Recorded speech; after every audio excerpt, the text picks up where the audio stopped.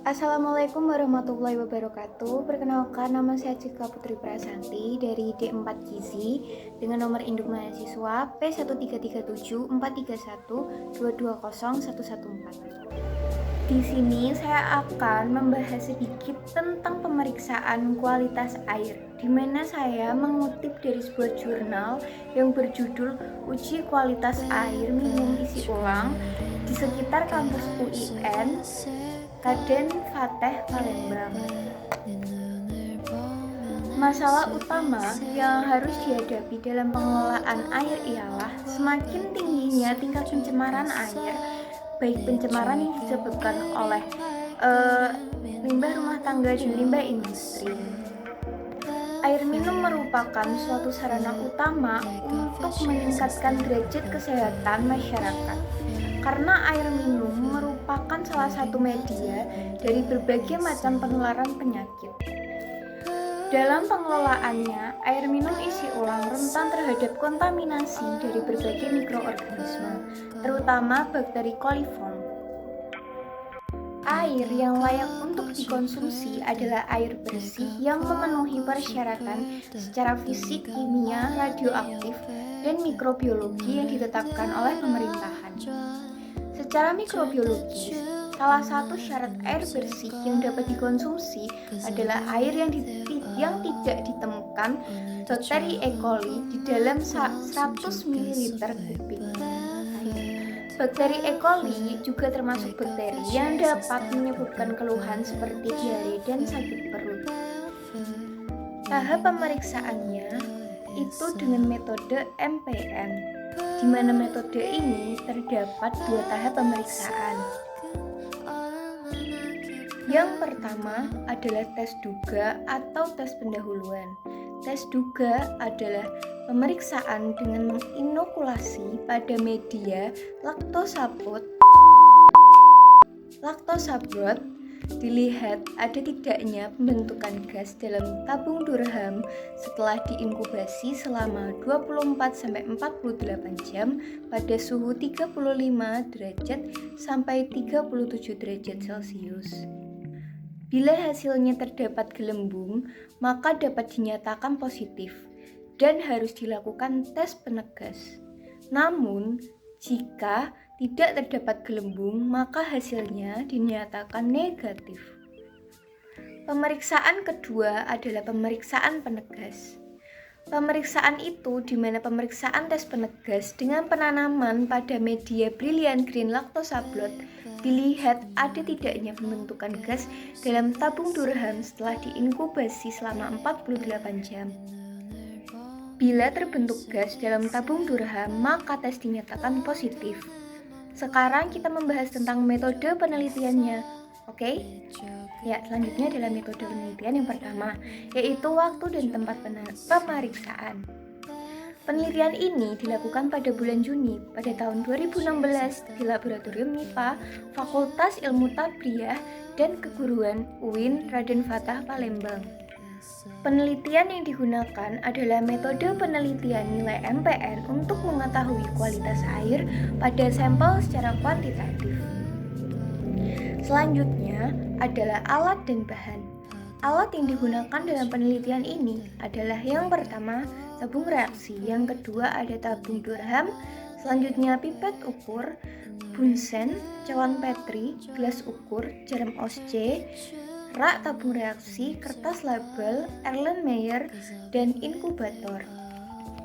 Bahan yang digunakan dalam penelitian ini adalah yang pertama, sampel air, yang kedua, media laktosaprot, yang ketiga, media Brilliant Green Lactose, yang keempat, billboard. Selanjutnya ada media eosin, methylene blue, dan alkohol 96%. Yang selanjutnya adalah cara kerja. Yang pertama adalah sterilkan alat dan bahan. Jadi, seluruh alat yang akan digunakan dicuci bersih dahulu dan dikeringkan. Tabung reaksi, gelas ukur, dan Erlenmeyer mulutnya diberi kapas, sedangkan cawan Petri dibungkus dengan kertas. Kemudian semuanya dimasukkan dalam plastik tahan panas dan disterilkan dalam autoklaf pada suhu 121 derajat Celcius selama 30 menit. Selanjutnya, jarum ausja disterilkan dengan cara memijarkan pada api bunsen serta seluruh media pemberian disterilkan dengan autoklaf pada suhu 121 derajat Celcius selama 15 menit. Langkah selanjutnya adalah pembuatan media laktosa broth. Sebanyak 13 gram laktosa broth dilarutkan dalam 1000 ml Aquades.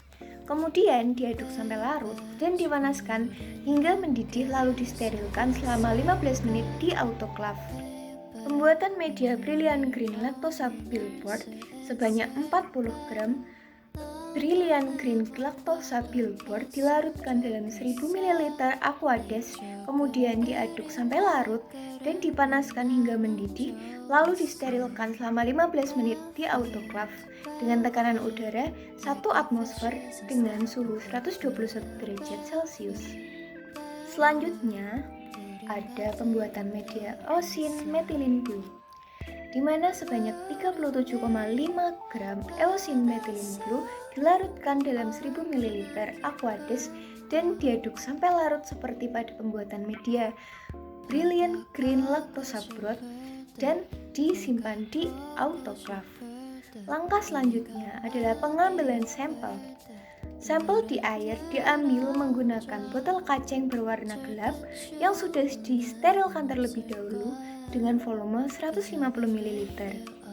Uji penduga 9 tabung kultur yang masing-masing berisi 10 ml media cair kaldu laktosa broth steril yang sudah dilengkapi dengan tabung Durham diatur letaknya pada rak tabung dengan masing-masing diberi kode atau label A1, A2, A3, B2, B3, C1, C2, dan C3. Lalu dituangkan air sampel menggunakan pipet steril masing-masing sebanyak 10 ml ke dalam tabung kultur yang berisi kode A1, A2, dan A3. Kemudian dituangkan air sampel menggunakan pipet steril masing-masing sebanyak 1 ml ke dalam tabung kultur yang berkode B1, B2, dan B3. Selanjutnya, dituangkan air sampel menggunakan pipet steril masing-masing sebanyak 0,1 ml ke dalam tabung kultur yang berkode C1, C2, dan C3. Terakhir, diinkubasikan 9 tabung kultur yang sudah diperlakukan pada 37 derajat Celcius selama 1 kali 24 jam. Uji penegasan disiapkan tabung kultur yang masing-masing berisi 10 ml media cair BGLB steril yang sudah dilengkapi dengan tabung Durham, lalu disiapkan pada rak tabung dengan masing-masing diberi kode yang sesuai dengan kode tabung yang positif pada uji penduga, misalnya A1 dan A2, B1, B2, dan B3, C1, C2, dan C3, sehingga jumlahnya sama dengan jumlah tabung yang positif saja.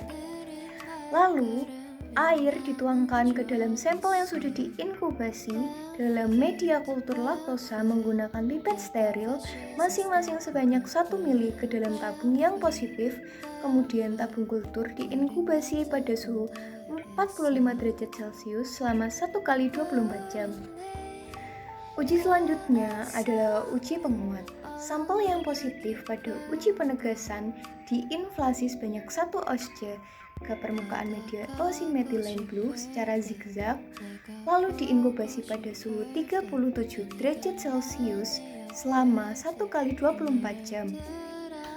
Perhitungan bakteri coliform dan E. coli di mana hasil dari pemeriksaan ini dalam penelitian ini pada uji praduga.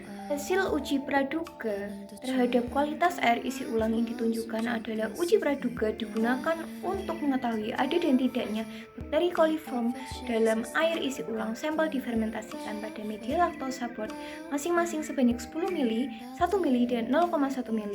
Diketahui bahwa semua sampel menunjukkan hasil yang positif. Berarti, semua sampel mengandung bakteri coliform. Berdasarkan hasil uji penegas, ditunjukkan bahwa didapatkan keempat sampel positif dan mengandung bakteri coliform fekal. Hasil selanjutnya adalah uji penguat. Uji penguat digunakan untuk mengetahui adanya bakteri E. coli pada sampel menggunakan media agar eosin metilen blue, di mana uji ini dinyatakan positif apabila pada cawan Petri ditemukan koloni yang berwarna hijau metalik. Pengujian dari 4 sampel air minum isi ulang menunjukkan bahwa 4 sampel mengandung bakteri pencemaran coliform. Keberadaan coliform pada keempat sampel mengidentifikasi bahwa adanya mikroba yang bersifat entropatogenik dan atau toksigenik yang berbahaya bagi kesehatan manusia. Bakteri coliform merupakan bakteri indikator yang keberadaannya dalam pangan menunjukkan bahwa air atau makanan tersebut pernah tercemar oleh feses manusia, karena bakteri inilah singgah pada usus manusia sehingga kita harus hati-hati dan selektif untuk memilih air minum. Sekian dari saya, apabila ada kesalahan mohon dimaafkan. Wassalamualaikum warahmatullahi wabarakatuh.